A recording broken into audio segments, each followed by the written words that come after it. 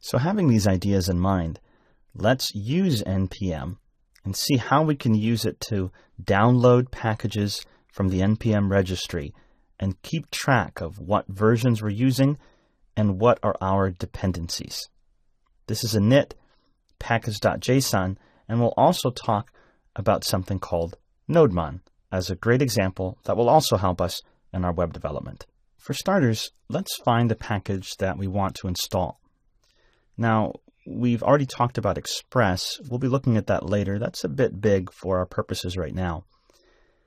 I'm going to install something called Moment, and I can find it on the NPM registry at npmjs.com. It's a JavaScript library for manipulating and displaying dates. And we can see that it's heavily used. It has a link to the GitHub repo, and if you go over there, there's good documentation, and it's extremely popular. So let's suppose that I want to use Moment in my application. Well, before we install it, we want to set up my app so that it can keep track of the packages that I'm installing, the versions that I'm using, and that I could give it to another developer and they could easily also know which packages this app depends on. So to use that, we're going to use npm init. And all that is a command line feature. I'm sitting in the command line on the root of the folder of my app that I'm going to add this dependency to. And I say npm init. It might take just a second. And so it asks me for the name of my app, but I can't just put it in any format. It has to be URL friendly because this is potentially being pushed to NPM itself. So I would say Node.js, let's call it -test-app. And it starts at version 1. Our description, I'll say Node.js test app. Entry point is what is the JavaScript file that Node will run. We may have multiple JavaScript files in different modules, but there's always one JavaScript file that's the entry point that we actually give to Node. And we've been making it app.js, so I'll just keep it that default. I'll ignore the test command, the get repository, the keywords, the author, the license. That's for things if I want to push this to NPM, the registry itself. But I am just building this app. I'm not planning on giving it to NPM for others to use. So is this okay? Yes. All right, so what did npm init do? Well, you see it created some JSON, all my settings, and it stored it in a file that it just created for me called package.json. Now, I could have done this manually, but you can use npm init when you initially set up your new app to help you do it quickly. Now, what's in here? Well, just a few things, the things that we entered. One thing of note is this scripts section. This is basically command line commands given a name. And I can say npm and then this name and run some scripts. So this is a way for me to quickly run some command line. So I could say npm test, and it says no tests specified. See? So it echoed, which just means print out to the console. So I could make different scripts and different names, and then npm uses package.json to say, oh, I know the name of that script, and I'll run these commands. So that's one useful thing. But we're primarily interested in installing and using packages from the NPM registry. So let's go grab Moment. We can already see that what I should do is npm install Moment. That's the unique package name. So I'll say npm install Moment. But I'll also do one other thing. And this is one of three things that we're going to see when it comes to npm install. I'll do a command line option, a parameter, save 2 dashes, npm install moment, and then I put --save. I could also put the --save after the word install. But the idea is that npm, the program installed on my computer, will go to the npm registry, download the files that involve moment, which means I'll have a module because all the npm packages are structured as node modules. I'll have a module available to me now in my app that I can just go out and use the require function to grab. But I'd like to make sure that I note what I'm using in my app within this package.json file that npm looks at. So --save will save a reference in that package.json to this dependency. Watch. I hit enter, and it goes and downloads from the internet the package. Two things happen. One, a new folder is created automatically in my app called node_modules. This is standard. This is how we get external modules and pull them into Node. You'll see why in a moment, but in this node_modules folder, it downloaded moment, which is just a bunch of JavaScript files, and also has some documentation, source code, and other things. It's good to note that we're going to use this for Node, but a lot of people use npm even when they're not building a Node app, when they're just building a JavaScript app that runs in the browser with maybe a different server technology, because this is a great way to still keep track of what you're using in your app.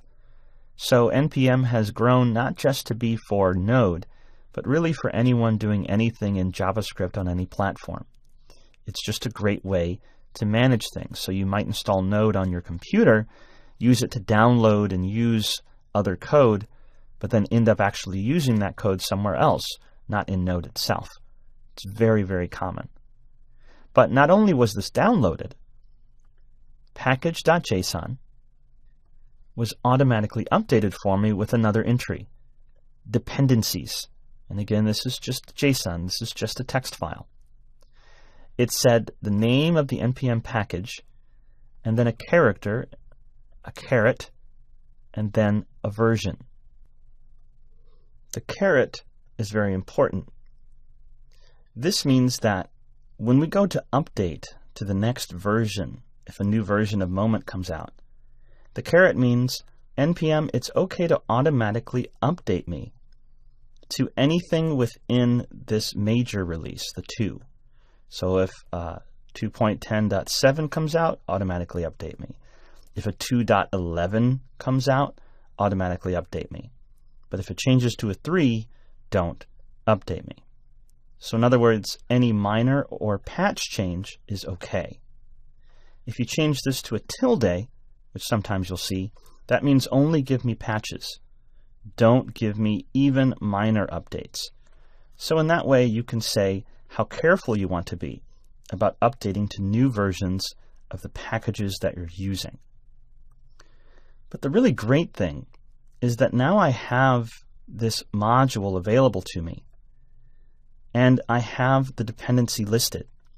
That means I could go and give this package.json to someone else, and they know what npm packages are needed to run this app. So for example, if I just delete this node modules folder, this is often what you'll get as a developer, whatever JS files are the app, and the package.json. To save a lot of space in our, let's say, our code repos, if you're using GitHub or some other form of storing your code, we don't store the folder node modules because we don't need to. We're not editing that content. That's packages being downloaded and used.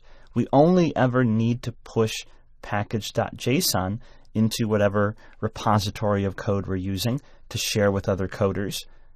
And all you have to do is here in the command line say npm install by itself.